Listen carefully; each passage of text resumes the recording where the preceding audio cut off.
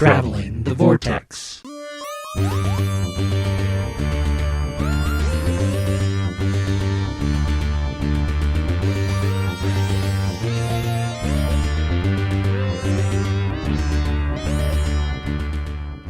We've joined the War Master as he travels the Vortex and arrive at episode 525.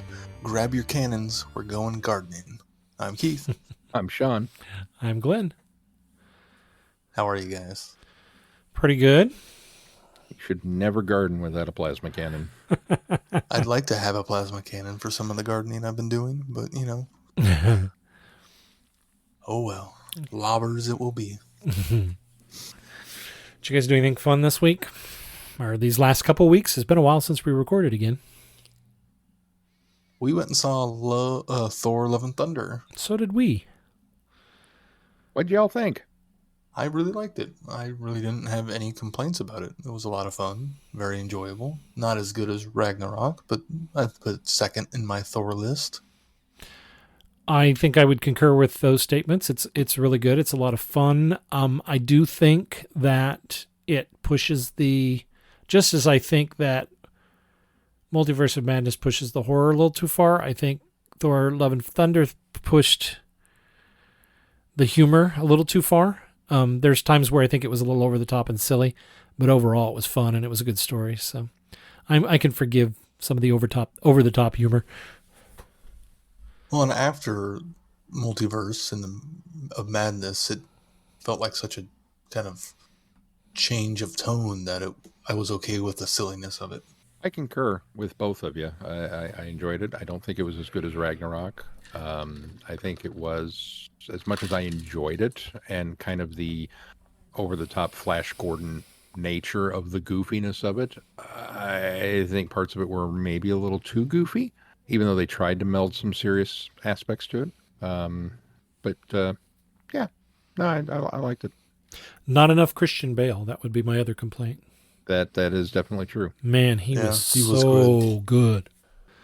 That's pretty much it. We finished Ms. Marvel, we have 20 minutes left in this last episode, and the kids were like, I want to go to bed. Well, then I won't say anything, but I squeed a little bit twice. We got to the embiggen scene, so. Oh, I squeed a little bit 3 times. Sorry, I forgot about that. The second 2 things overshadowed that because I got there and went, "Yay, I'm satisfied," and then they went even further. It's good though. Gosh, that's fast become one of my favorite Disney Plus Marvel series. It's been really good. Yeah. I really liked it, and I think that the best part is just the family aspect of it and a peek into the culture. I think that's what I really enjoyed. That, and it kind of does have that Spider-Man feel to it, since, it's kind of set in New York, not really, but kind of, and she's a teenager with gaining superpowers, so there's a lot of kind of that familiarity that they do in a unique kind of different way because of the culture, which is very nice and refreshing. Yeah, I agree. Agreed. I've been playing a lot of Portal and Portal 2 since it just came out for the Switch. That's right. Replaying those. They're so good. You are invited on an adventure across all of time and space. In a completely random order. It's the Police Box in the Junkyard podcast. Jump in the TARDIS with your hosts, Eric Gulbranson, Asad Kheshki, and Matthew Kressel. Explore Doctor Who TV stories, audio adventures, and books, both novels and non-fiction. The Police Box in the Junkyard podcast. It's the entire Whoniverse. On shuffle. The Police Box in the Junkyard podcast is a member of the Direction Point Network and is available about once a month wherever you find your podcasts. You are listening to Traveling the Vortex. Well, did we have anything news happening-wise in the interim here, Keith, that we need to talk about? Nothing major. And the only thing I saw was a bit of Big Finish news that they're doing a box set with Ronnie of Sarah Jane Adventures set after her time with Sarah Jane. So kind of a new series set in that universe, as it were. which is pretty exciting, having her come back as Ronnie. It is exciting. It's one of those things, though. A few years back, I thought, because she had been doing some voice work for Big Finish, I thought this is probably going to happen. They're probably going to bring her back as that character eventually. They're just trying to figure out how to do it or have a story to do it with, because she's still been so connected to Big Finish, and of course she's been in Doctor Who proper now as a different character. But so I that was kind of on the forefront of my mind that would eventually happen, and it has. So that's pretty cool. Yeah, and as the first box said, it makes the most sense. So Ronnie takes on the world. Yeah.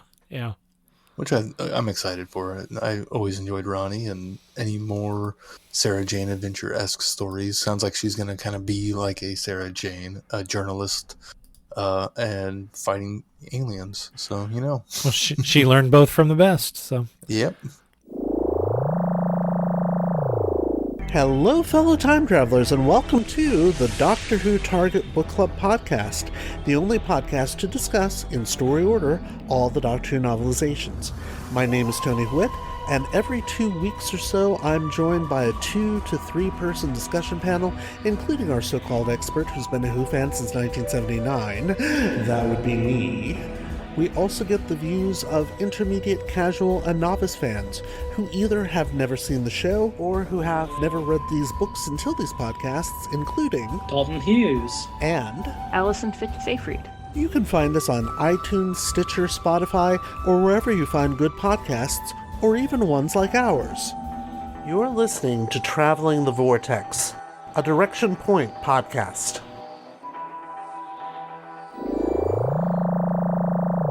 All right, well, let's move on to review. This week we're doing Big Finish, The War Masters, Volume 7, Self-Defense. No, it can't be. My time is up, Doctor. I need your help. From Big Finish Productions, The War Master, Self-Defense. Where is my ship? We were hoping you'd be able to tell us that. We were looking for others. Other survivors. Survivors of what? A crash? An accident? I don't remember. Who are you more scared of? The Daleks or your own people? One more word and I will kill you, Cole. Yeah, because if you just kill enough people, that will solve all your problems, won't it? Why are you doing this? It's an interesting hypothetical, isn't it? Lord President Doctor. Under your guidance, the Time Lords might have changed, become more sympathetic, more open. What do you want from me? I want you to stay and witness my fate. Oh, it's back, and it's heading this way. Quick, get hold of anything you can. You might need it. Come on, grab a torch. Come on, hurry! You think you can survive me? I am the Master, and I will destroy you. No, you can't just end it there. Big Finish, for the love of stories. The Forest of Penitence. Walking in an unusual forest with no memory of how he arrived there, the Master has little choice but to seek help from other survivors. But what is it they've all survived?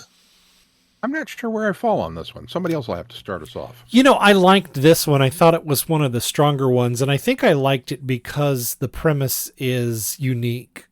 I like the fact that we've got a prison planet that when you finally start to show remorse or guilt for anything, then you become part of this forest. And while I sort of thought that I saw a few things coming with it, there were a lot of surprises that happened as well. And so I liked it. I liked the premise. I liked the acting. There were little twists and turns, as I say. I didn't expect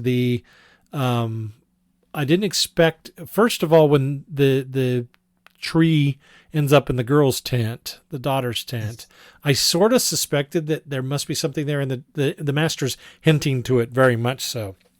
So that came not so much a surprise, but especially when they talked about how it was dripping blood. And so, but nonetheless, I thought that was really some cool imagery.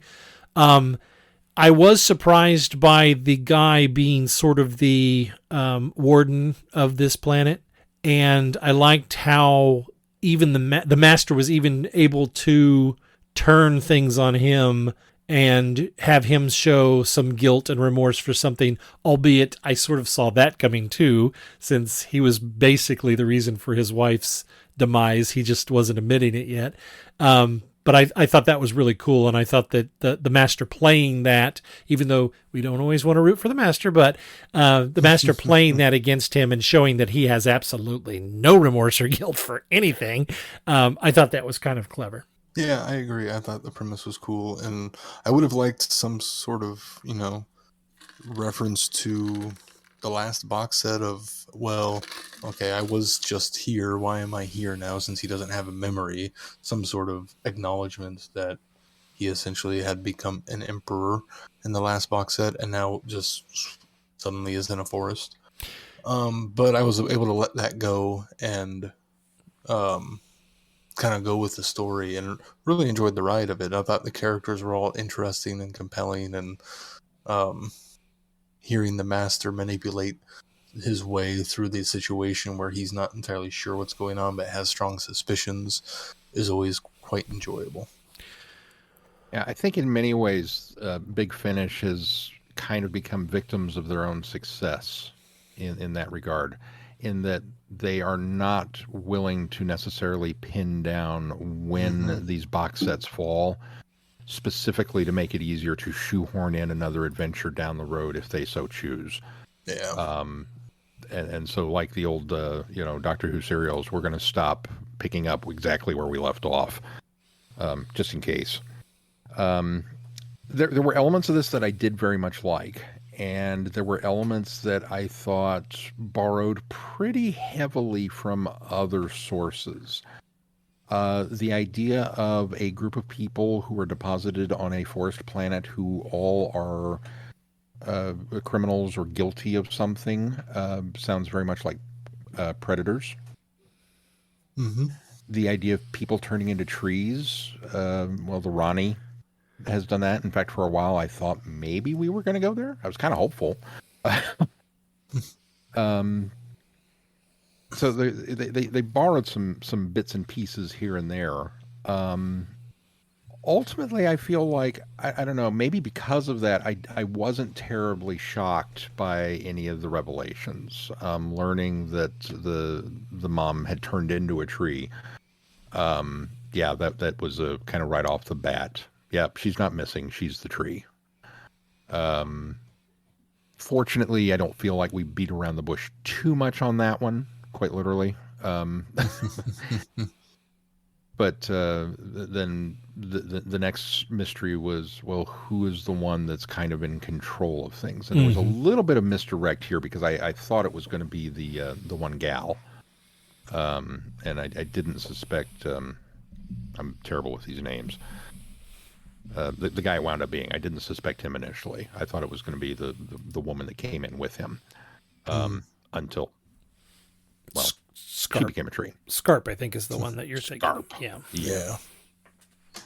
What a terrible name. Actually, it wasn't even Scarp that I thought was going to be the bad guy. It was this one I don't remember. Was the guy that kind of had the kind of smarmy, the way he talked was a bit smarmy. I thought he was going to be. Yeah. I thought he was going to be the adversary in this, and I think that was purposeful so that you kind of went down that direction. Okay, this guy's he was very obviously the bad guy, so he was too obviously the bad guy. This guy's untrustworthy, so something's going to happen. But yeah, it doesn't go that way. I can see your point with it feeling like it borrowed from a few things. I just think that the delivery and execution around that kind of took it away from those other things that it borrowed from. So I thought it made it different enough. Yeah, and I do like the scientific leaning. That it wasn't necessarily a supernatural or anything. That they gave us a legit pheromones. It's chemistry. That this is what triggers it. And it's like, oh, okay, I'm fine with that. You've cemented that for me now. That the emotional response that triggers it. And of course, once we go down that road, then it becomes the fun of, well, it's only a matter of time before the master turns the tables on this guy. and you can almost see him go to work. I could visually see Derek Jacobi rubbing his hands together and relishing the challenge of, oh, you poor thing, you must have felt terrible. just launching right into it and wasting no time. So that was fun. But yeah, like I said, it was overall, it was a pretty decent little story. And for we typically don't like, at least I typically prefer the master to be one step ahead. And this was a situation where he wasn't, but the way it was presented, I was okay with, and I enjoyed the ride of it, where it felt like he eventually does get his footing and then becomes one step ahead, like I like to have him. So this has it all, where it kind of, he starts off on the back foot and winds up on the front foot. Well, that's the thing. I don't think he necessarily has to be early on, and so I think that's why it works. But for him to eventually get there, or get there sooner than he has in a lot of cases that we've listened to, it was refreshing to hear it kind of play out that way this time. Yeah. Well, let's move on to the next one, because I'm curious to see what everybody says about this. The Players. On the planet Trebus, the Master discovers a society where nobody is innocent and only the true crime is to be less successful villain than those around you. AKA Uncle Master tells a story. That's the next two stories. Yeah. I didn't care so much about this one. It's not a bad story, but it seems to be very cookie cutter by the numbers. The master pretending to be somebody else that he's not, ending up on this planet with this girl pretending to be an emissary. And she, of course, is a head party that goes to start the process of him visiting. She's never seen him before. So, of course, we know exactly who this is going to be when he does show up. There's this political intrigue happening and a power struggle on this planet. I get the impression that the Master's there for... Something gave me the impression that the Master was there in service to the Time Lords to get something for the Time War, but they don't make that too clear. And then the Master ends up being number one on his back foot the whole time. Or no, he's not even on his back foot. He's very careless in this one. He's very flippant, and he's very... And I never felt like... This never felt like the War Master in the character at all in this entire story. And then it just turns up that it's a revenge plot for a power grab for the gal, the head gal, over the other guy. And it's just this weird political maneuvering that is pretty much forgettable, because I don't remember a lot of it. But that's how I felt. I don't remember a lot of this one either, so I'm in the same boat as you, Glenn. The reason this one is A, pretty forgettable, and B, does not feel like the War Master is because it quite honestly is very ripped from the pages of Delgado's Master. It's very much his MO. It feels like it's a Third Doctor adventure that would feature Delgado. And quite honestly, I felt it to be very, very reminiscent of... what's the one where they have the prison and they put the headphones on the prisoners to make them do the subliminal Mind of Evil. Mind Robber. Oh, Mind Robber, yes. No, Mind Robber. Oh no, that Mind Robber is the second story. Mind of Evil, then, right? You're right. It's Mind of Evil. Yeah. Felt like Mind of Evil.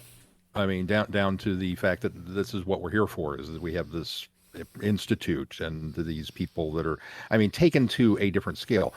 This one had a lot of setting that I enjoyed. I liked the idea of the Confederacy and kind of this big Star Trek-y thing. And Una McCormack, who's the writer of this, is known in Star Trek circles. She's a very big author in that regard.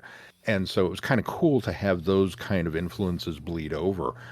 But I don't think that she necessarily did justice with it, because for all of the world building and setting that she had going on there, it kind of just boiled down to, well, let's take the Delgado Master and we'll plug the War Master into it and see what happens. And it just didn't quite work that way, especially when we get to the revenge part of the plot, that he himself is being used as a tool or maybe it's just a piece of convenience, but it really kind of feels like the entire thing in some way has been orchestrated by this other government official just to get at Cato, or whatever the guy's name was, and that the master is, relatively useless. I don't want to say innocent, but that he's been duped. Unnecessary. He's been played. Mm-hmm. That she warns him, don't let him fool you. He's the bad guy. Oh yeah, I know. You don't know who I am. You don't know who you're dealing with. And then, oh yeah, I just used you to get in there so I could wipe him out. And thanks. Mm-hmm. Well, that's not what the master's all about. Now, if you give us a good enough counter villain, as we had last week discussing, or was it 2 weeks ago, discussing the Empress, I guess it was last week, and how, they had that wonderful dance back and forth because they were equals. That's another matter. But to come out of left field and shock us with this, it's meaningless. It's a meaningless victory for somebody else over the master, and it doesn't ring true. It doesn't ring satisfying. And so it just kind of the whole thing fell flat. And ultimately, while there were parts of it that were kind of interesting, the whole thing was just like, nah. I also think that was it Lucia? She didn't feel like this story needed somebody to root for. This story needed somebody to be kind of our protagonist, and it sets it up to be her. But then when she ends up being duped, and then she ends up dying near the end, and it's like all of that felt like a waste that she had gone through, and then it felt like her as far as a plot thread was being used in order to set this thing up between Gallia, Cato, and the Master. And so I felt like she was then just kind of cast away in order to get us to this point. So that was another thing that was disappointing. There was a whole bunch of moving people around on the chessboard just to get him in the position to throw them away, which was, it wasn't worth the effort of playing the game to get to the resolution. And then, of course, while the tie-in to the Time War was a nice touch to it, it ultimately is the story itself for me is just kind of forgettable. Well, that's just it. The tie-in, I think, needed to be a little more heavy-handed. I think we needed to know a little bit more why he was here without just having a drop like, oh, this is the War Master, so I should mention the Time War. Mm-hmm. I also have problems with the structure of this. If you're going to do for lack of a better term, we're doing Trial of a Time Lord in this box set. We're not going to call it Trial of a Time Lord, but we're doing Trial of a Time Lord. And we're doing this narrative flashback structure where he's telling a story of a previous adventure. Okay, fine. If you're going to set it up that way, you cannot present other people's experiences as part of your testimony because you weren't there to witness it, especially in audio. And it bugs the hell out of me when they do that, because it's like, he doesn't know what she was doing out on the street talking to the leader of the resistance about missing people. He has no clue what went on in that conversation.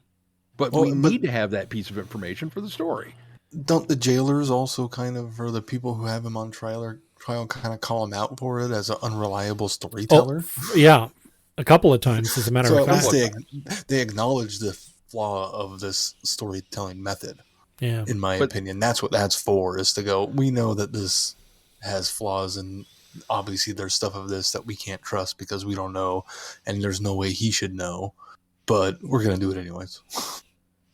I think that line works more as because he's the master and who he is, that you can say that about him, and less as a very meta, we know that our storytelling is weak. Yeah.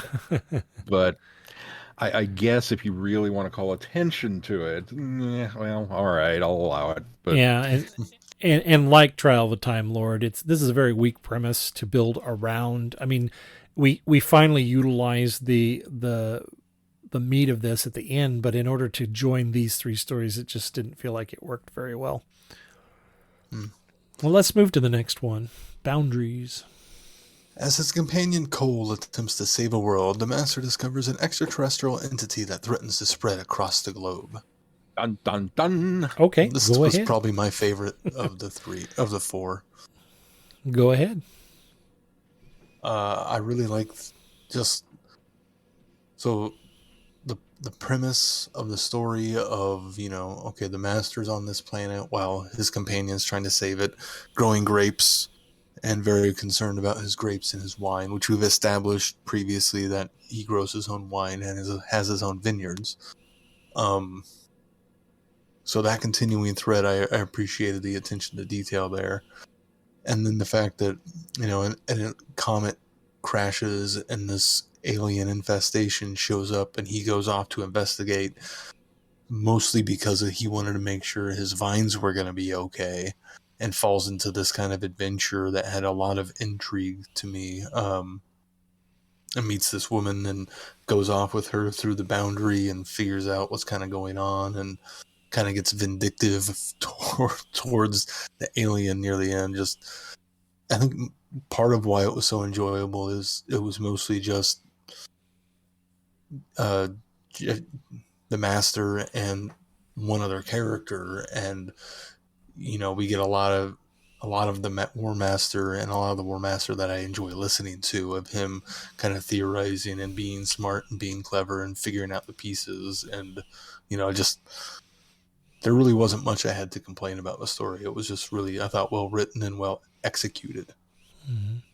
Once again, borrowed from other sources. This one was very similar to the movie Annihilation with Natalie Portman, in which a meteorite comes and crashes into Earth and begins, like a cancer, altering the genetic makeup of everything around it.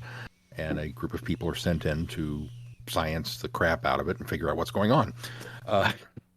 But yet, this one really worked for all of the reasons you listed. I wondered if this isn't necessarily, at least at this point in time in the Master's timeline, meant to be before, when he references, the wine is from my own vineyards, if this is meant to be the vineyard that he's setting up. I think so. Which is a very cool callback. Yeah. And listening to the box and listening to the bonus features, Cole is a character featured in Volume 1. So that tie-in of, here it kind of does fit back there because of what's going on. Of course, I don't know what happens in Only the Good yet. So Right. But yeah, there's so much of the War Master, this part of his persona that just really works and clicks in this story. And to the point where, as he's recounting this story, you kind of genuinely start to believe him a little bit, that he is concerned, that he is not necessarily working with ulterior motives, that he is not, beyond the I've got to save my grapes. that he's not looking at this thing as perhaps I can use this as a weapon to drop on some other planet, or perhaps this will, when he makes the comment about, it takes longer to convert inanimate material or inorganic material. Mm-hmm. It's not done with a malice to it that, oh darn, I was going to use it against the Daleks. That's not something that's running through his mind during this whole process. It's just a comment for the scientific endeavor of what's going on. And so through the whole thing, you're getting a very almost doctor-like master. Yeah. Which is a really interesting take on it. And it's not until the end, when the shoe drops, and when when he thinks his companion's been killed. Yeah, which is interesting. When he talks about the mental assault that he's been under with this thing, and that he's kind of played along with getting to know her, because he tells her right up front, you have to get to know something before you can destroy it. And that's what he's been doing, is he's been allowing them to fiddle around with bits and pieces of his mind until he knew exactly how everything worked, and he had control of it. And then he unleashes this verbal torrent of how dare you, and goes full on Derek Jacobi master on him, which is the highlight of the whole box set. that's that's just a pinnacle of acting right there. That was like, wow. And it's an incredible moment. I don't think I could say anything more. You guys have kind of covered it all. I stunned Glenn into silence. I was just trying to think if there was anything that I could add to it. I mean, you guys are right. It's a good story. I don't know that maybe it is the best of all of them. I sort of like the nature. I guess what I really liked about it is there's always from just about right after the thing starts to the resolution, there always in this story feels like there's that impending doom. It's like the tension and the that the story portrays right up until the end is what's really fun about it, because you're just tensed up listening to it, trying to figure out what's going to happen next. Are they going to be able to get away from this or out of this? Is the master infected with this, whatever it is that everything else has been infected with? So that is what I liked about it, was the fact that it's compelling all the way to the end, because it keeps you in this tense state of, oh my gosh, obviously he's going to get out of it, but how are we going to get out of this? And then moving on to the last story. The last line. At the mercy of an ancient and powerful race, the master calls upon his oldest friend in his hour of need. The problem is he doesn't recognize this incarnation of the Doctor, while the Doctor knows this master all too well. I honestly wondered how the heck they were going to do this. And then when they revealed how they were going to do this, I thought, oh, well, of course. This is a sequel. This is a sequel to Utopia, where now one knows the other and can't divulge that information. It would be easy to give this one a really big da-na-na just because David Tennant shows up and it's a sequel to Utopia and we get more Tennant and Jacobi and yay. And especially with the way that the last one ends, which is also part of its amazing charm. Mm-hmm. It's like, well, I'm gonna call for help.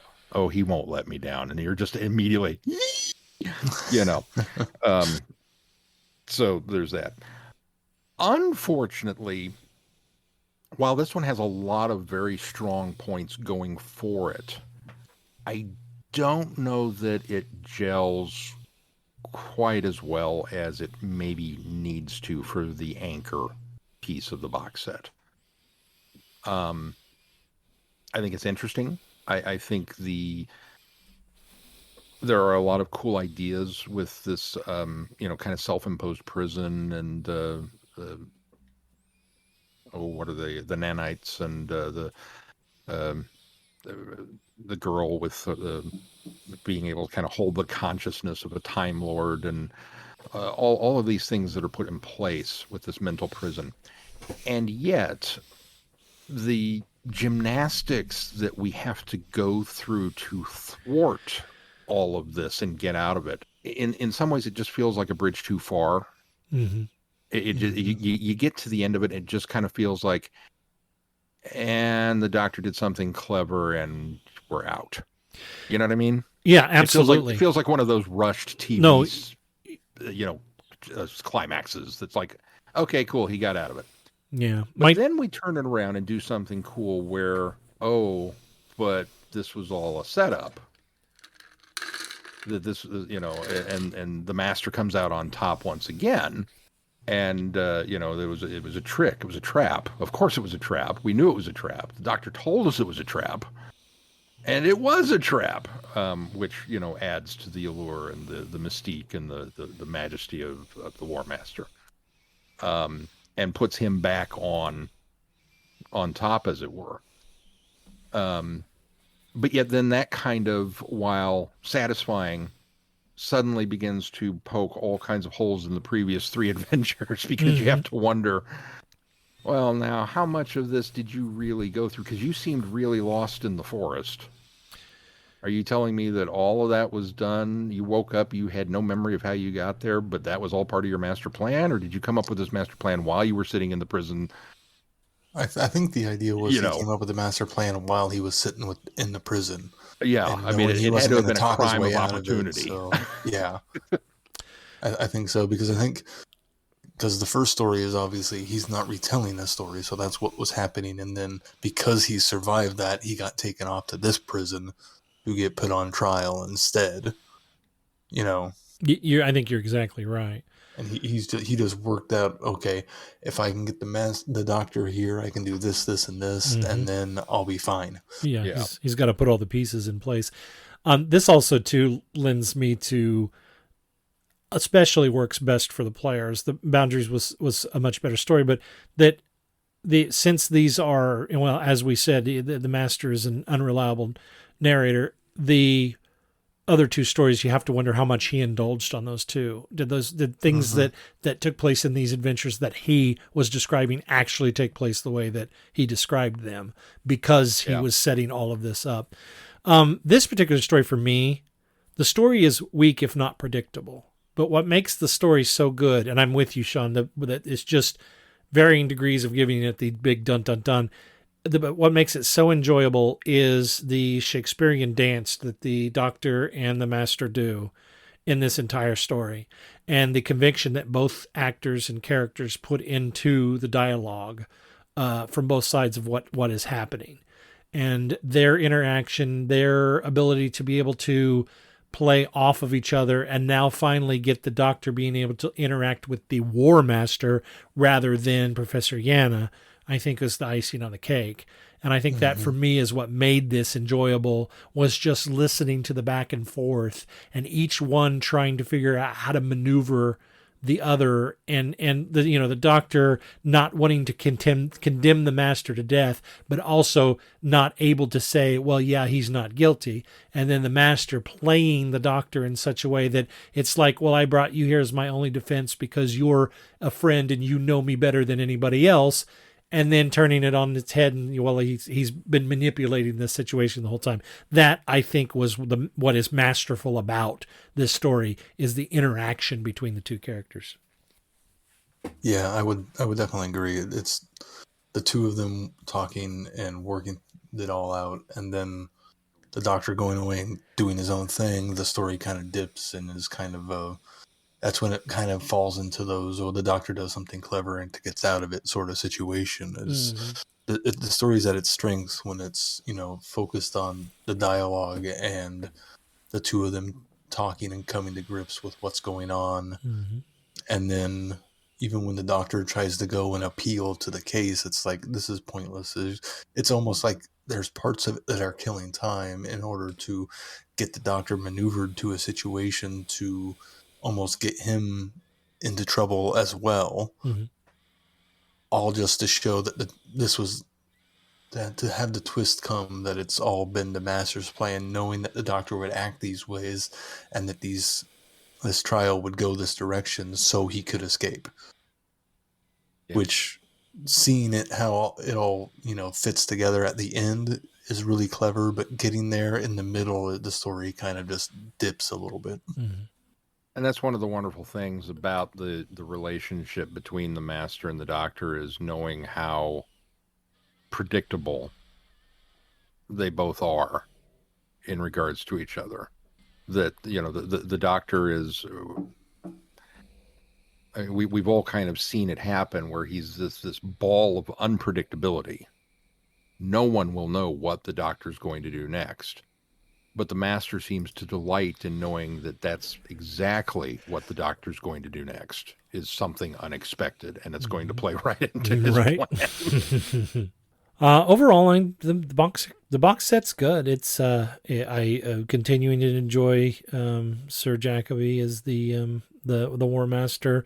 I'll be kind of glad to kind of go back to the first box set stories next week, so that we can kind of get a feel for where they started from, even though these particular stories we're about to listen to happen later in the chain of events. However, then knowing that we'll have another War Master to visit again in December, because Volume 8 will come out then, so we'll just have to figure out when to get it in, if it's even necessary to get it in, since a lot of these, although this was one that finally at least had a reference to the Time War. But if they don't connect so much, then it might not be as important to slip that War Master box set in later. In December. Yep.